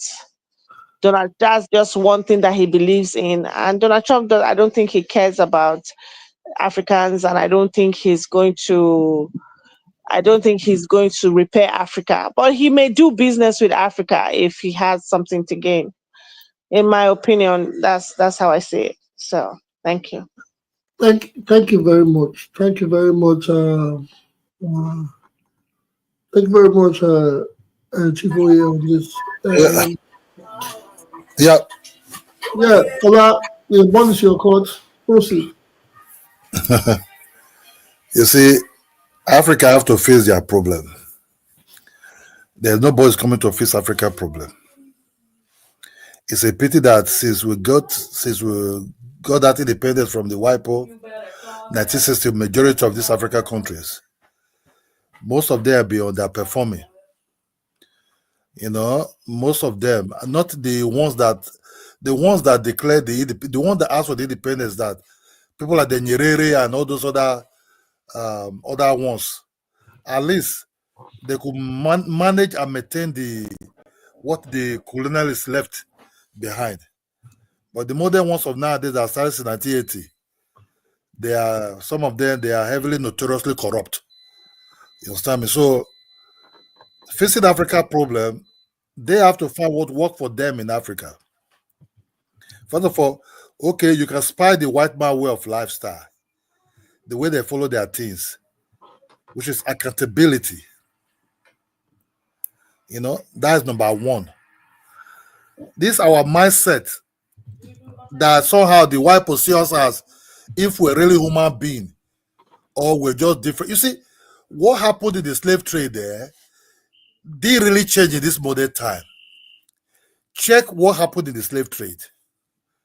When some of these chiefs and some of these kings were selling people, where were the black? What were the black man selling people for? A cognac that is already be heavily waterized and color of an umbrella, what could cause sick. That's what they were selling human beings for. So the mentality of these people, of that slave mentality, is still existing. A black man is expecting somebody to come help him fix his own country, but why is the one controlling the economic and everything of that country? He refused to do anything. In his head, when he sits, let's call it democracy, but he's not seeing himself as a democratic leader. Rather, he's seeing himself as a king of all kings of a particular country, like, say, I use as case example, Nigeria. The people around him started hyping him up. You are the father of the nation. I have never seen where Tony Blair or the other one that left, or these other ones also, let's say Theresa May, that they have to be calling him the mother of UK. It's not possible because the UK does not belong to him. Using the first child, first family. In America, whereby they use the name the first lady. The first lady in America have no budget. The first lady they use in America is just started by the husband sometime. But still, the government maybe possibility feed them a little bit. But how that through Obama, if you have a guest, you have to use your own money to feed your guest. You understand me? But in the case study like Nigeria, they're drinking cognac and champagne as if it's water, because what they record for refreshment is kind of like funny. How can you be walking, you have refreshment? What are you having refreshment for? It's everyday holiday. You understand me? So visit Africa, their mindset somehow that made the Western people to look at us all time like what they have in their mind, that I don't want to say that if we are that kind of really people, actually, if our IQ are those type of things that they usually call us in the back, or sometimes when they came to meet us, they call us those names. You understand? Because they cannot understand how me, I have a country, but I will pick the money of my country, right? I will transfer it to go and buy a house close to the Queen of England's what they call the Billionaire Road Street. Then I will be in my own country where there's no good light, there's no good hospital, there's nothing. I'll be telling my friends, I just bought a 7-bedroom mansion in the Billionaire Road close to Buckingham Palace. You understand me? But when you check your community, even its own village, I'm not using the whole place now, you see that even the water that its own village people are drinking is those pit water that they have to bring out with some kind of full of mud, full of all kind of insects and flies, all malaria kind of shit, this and that thing, that they have to fit out with either a cow or special leaf before those people can even be drinking it. So if they did arrest that man in London due to circumstances what happened there at that time, not too long ago, it's 48 properties and mansions he have. In England, they did count. Maybe in Nigeria, but check his own street.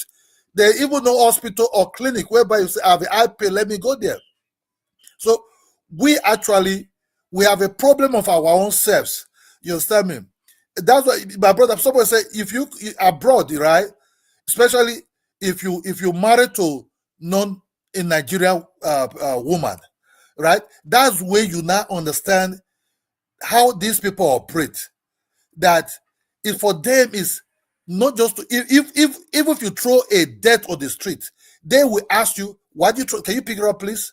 I've seen where a white person will be passing by, he will pick a something on the street, I'll put it inside the dustbin, because it's everybody's duty to clean up the street. If they catch you throwing street, if you warn you refuse to pick what you throw on that ground, it will call police on you. You know, there are police says 2 minutes, 1 minute, they're with bicycle or with motorcycle or with horse or with a very beautiful car. They will come and meet you and you'll be arrested or you'll be fined immediately. That you will learn anyway. As the moment you come, you understand, yeah, you don't mess up these kind of places. But facing our economic or facing Nigeria, I don't blame Donald Trump. It's a shithole country. Call it a graveyard where African leaders go and die, where they bury them. You understand me? Because a graveyard, you don't do nothing in a graveyard. You only manage a graveyard little bit by little bit. Clear it here, clear it there, dust it here once in a while, those graveyard. But you don't produce, you don't do skyscrapers, you don't plan for economy, you have no budget, because a graveyard actually have nothing, is not a living place. So we always expect people that rule you, that even build those roads. Most roads you see today in Nigeria was being done by the white people at that time. Possibility to ship the things they want out of Nigeria through the coast or through any piece of transportation. But since then, even when we build a road for ourselves, we glorify it. These Igbo boys are now showing us that building a road or constructing a road with that black thing is nothing. If you check some of these Igbo boys who are making money, it's not a prestige even in their own self now that they build their mansions. They must do the road to the end. And they say, I've developed, so that they do 3 road even there. If these boys who have shops, whatever they're doing in Nigeria, can build all this road, why is it that the allocation, billions of naira, that these state governors are having to develop their zones, they use it as something else, neither to put it on, according to Yaya Bello, put it on a fixed deposit, where fixed deposits were very popular at that time, or they even transfer it and go and buy a real estate in Dubai. So even the Arabs are seeing us as something that go to Egypt, go to Morocco. These people run a light 24 hours in their country. By what? By gas and petroleum. But why can't we, that have these things abundant, we refuse to develop ourselves? That's why sometimes, even when you marry to a non-Nigerian African woman, the way you will behave, we will even be looking at you. That somehow African man can be jump up and be happy without even nothing. if just to put a rice on top of the table is already jumping, happy. You say, why are you so happy? Because to them, too much happy will cause you a problem. I don't know if it's our skin color, that dark skin, that if that was not making our IQ to actually develop enough for us to see things that what we are missing, that make us to become like something else. Thank you very much. Thank you very much, Ola. Thank you, I appreciate it. Okay, I've given us a submission. Yeah, you've broken it down. And I feel very hot when they say Africa is a graveyard, because in a cemetery, the provisions there are just minimal. Or even though the white people try to make it look as peaceful and beautiful, and there are no traffic, there's no stress. Africa should, I don't know how we ended up here like that, because is it a suppressing thing, or is a collective issue? Why is it Africa is a very big, great, rich continent? Why us? Is it because of our skin? Is it because we were colonized? Or is it because we always like to follow the steps of our masters? Well, we are not going there. Let us go to the topic. Don't expect Trump to fix Nigeria's, Africa's problem, Maghalu. Joe, I want you to unmute your mic, please, and give us a submission on this. Joe, are you there? Are you there, or you are busy watching something else? Joe, are you there? Okay, let us move further. The quiet one, are you there? Yes, I am. Or Can you hear me? Yes. Are you listening to? Are you even followed William to listen to the governor's chat with about Obaseki? Are you watching that as well? I'm not watching. The governor. I wonder why it took him so long to begin this sort of chat. I will I say it was a bit too late. It should have started on time. It should have been more visible. Visibility is something that I think it didn't have. A lot of well, everybody had their pattern. Yes. Yeah. But the topic now is don't expect Trump to fix Nigeria's problem. Or before you go further, let me reiterate now, because let us not take it out of the context. The president of an African School of Governance, EDSG, Professor Kingsley Moghalu, has charged Africans to fix their problems and stop looking for salvation from other world leaders. The former presidential candidate said Africa can start by fixing its challenges, namely leadership, governance, security, and democracy. Moghalu stated, this while reacting to expectations from President Donald Trump as he returns as the 47th president of the United States. Trump has defeated Vice President Kamala Harris in a majority vote and electoral college to emerge U.S. president-elect 4 years after he defeated by President Joe Biden. I'm not going to read further. Let us use the context. He mentioned 4 things. He said, Africa can start by fixing its challenges, namely leadership, governance, security, and democracy. See those 4 points? He said leadership, he said governance, he said security, and democracy. Absolutely. Those points are super underlined. So you see, well, give us a submission. Well, I don't think anyone actually is expecting Trump to fix any other country apart from America. However, America as a country do have their foreign policies, and perhaps they will have look into it and fine tune it. But I think what Moghalu was basically saying is, look, stop the fanfare about this man Trump winning the elections and all of that. If you're thinking that this guy is coming to fix Nigeria, that's the reason you're celebrating, then you're on a very long thing. I think that's the context in which he said what he said, not that he's expecting someone to come in, an American president. He's the president of America, not the president of Nigeria. Nigeria has got its own president. So we'll fix our country by the grace of God. But I think we don't forget the man is he is a presidential aspirant. He was a presidential aspirant at the time. So that's perhaps he's just found another opportunity to be in the news so that people don't forget about him in a hurry. So I don't really take such comments or such things seriously. Yeah, people were happy. Those who support, I think, those who support Trump supporters were happy that he won.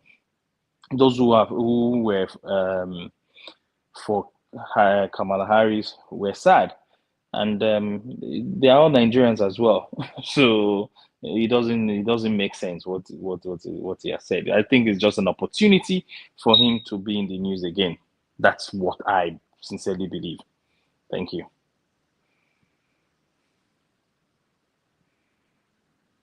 Hello. Thank you very much, Mr. Quiet One. Thank you very much for your submission. Well, it is what it is. It is what it is. Governance, leadership, security, democracy. Okay, and we have Chief Oye next. Chief Oye, please give us your summary on this topic. Chief Oye, are you there? Chief Oye, are you there? Okay, before she comes, let me give a round off. Yes, we have hit the 2-hour mark. But on the topic, Professor Kingsley Maghalu, the former presidential candidate, he highlighted 4 points. Leadership. He said leadership, governance, security, and democracy. Those serious points that were made by him are one of those things that every sane government in the world should put in front of them. Again, I like to say, when it comes to leadership, in a context, sometimes some people think because they are leaders, they become superior to those who they are supposed to work for. Leadership does not mean being a master or being in control. It is. I would say it is an act of being an example of how good things should be. Governance is for all. Our politicians mistake politics for governance. How do I go about that? Tinubu is playing politics now instead of governing. He should be thinking of how things should work or things should get better for every Nigerian, and not thinking of how he's going to win the 2027 election.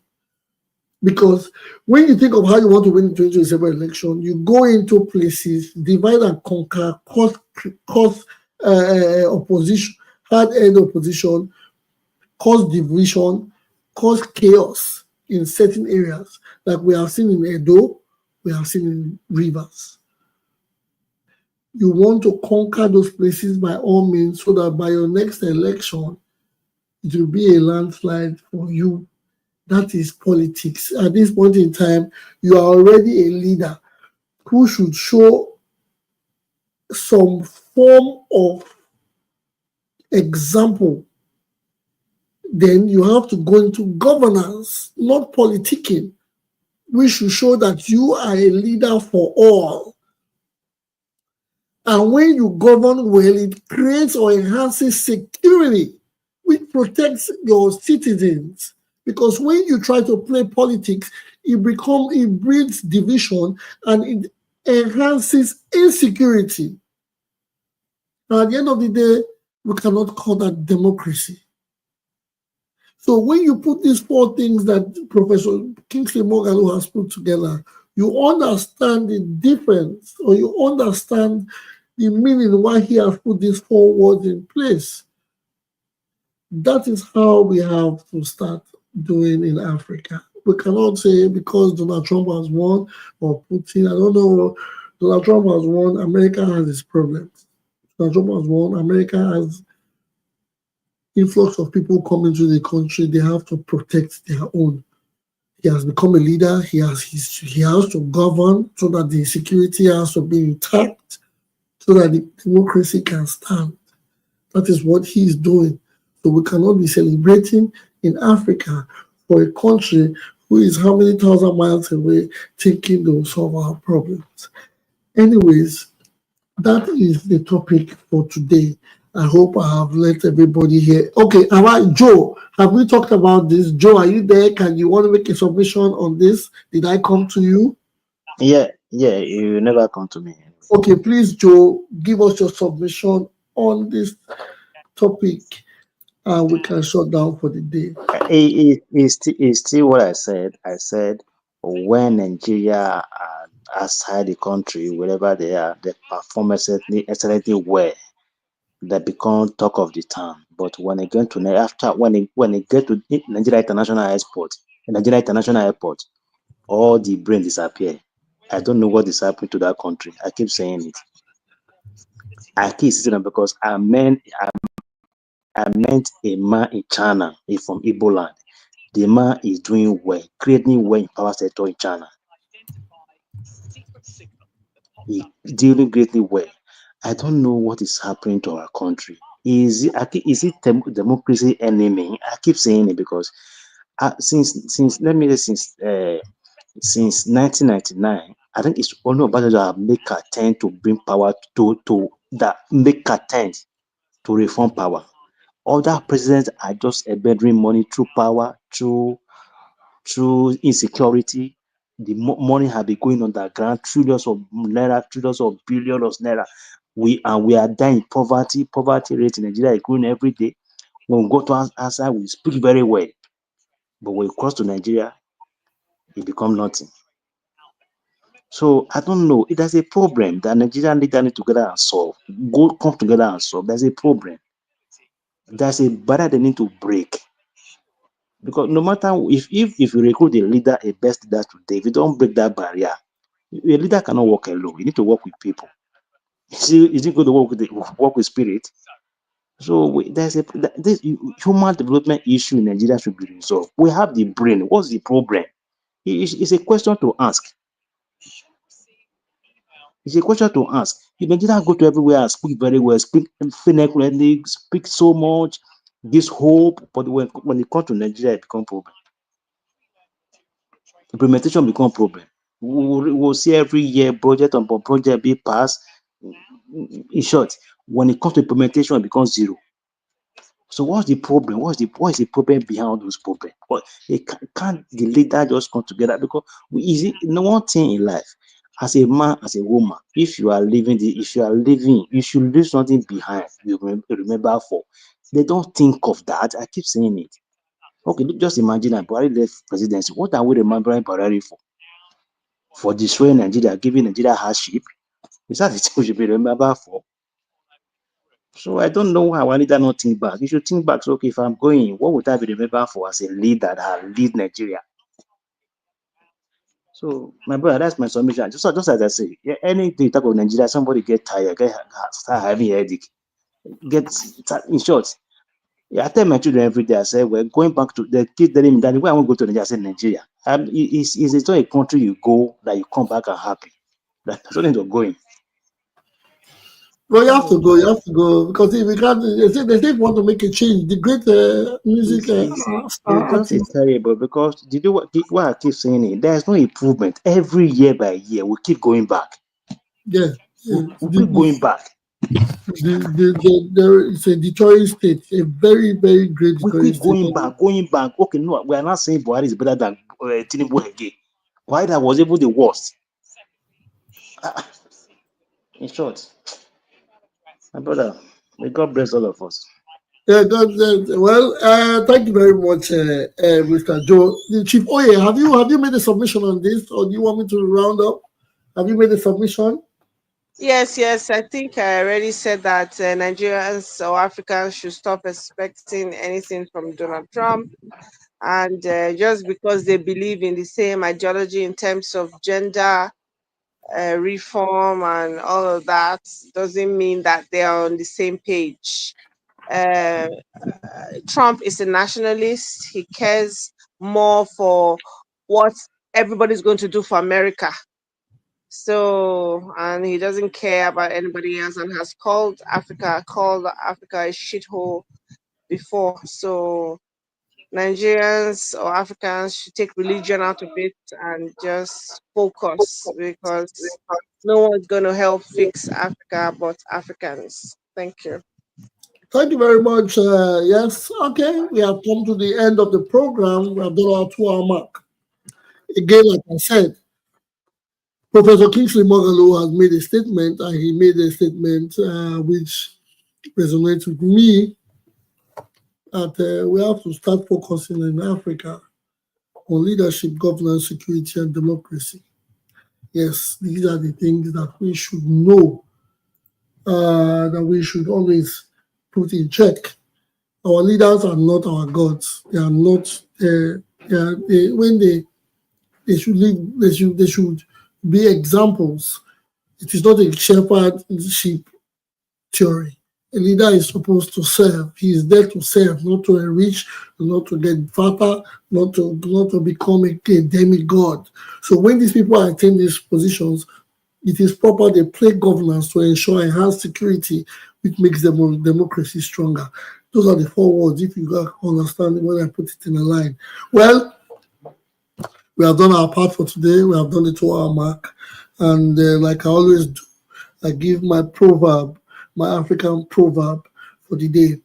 As Africa goes, the people go, this proverb is for everyone. It says, you have to heal the wound before it ignores the medicine. You have to heal the wound before it ignores the medicine, which means that you have to address a problem or issues early on while it's still manageable, because if you let it fester for too long, the solution or remedies available will no longer be effective. The longer you wait, the harder it will be to fix. That is what is affecting Nigeria today. Our problems were allowed to grow bigger and bigger, or they were not handled by the jugular. And now it has become, it always gets into a case where it festers for too long, and it is always very difficult to fix. We're talking about security, we are talking about power, we are talking about democracy, we are talking about politics, we are talking about education. These things were falling apart, and we were focused on oil. We were focused on crude oil and thinking of how to get riches. Now our educational system is below par. Power supply is outrageously poor. Insecurity. Everybody is a creator of his own security. Good security can be created by anyone, but the government uses taxpayers' money to enhance or to ensure the people that the reasons why they pay taxes is because they have the power to serve and protect them. That is where security stands. But when we allow these things to fester because we want to play politics or we want to play leadership, these things come back to bite us at the butt or in the bum. My people, please, when there's a problem, it is good we face it head on and not allow it to go further. So we cannot continue to complain.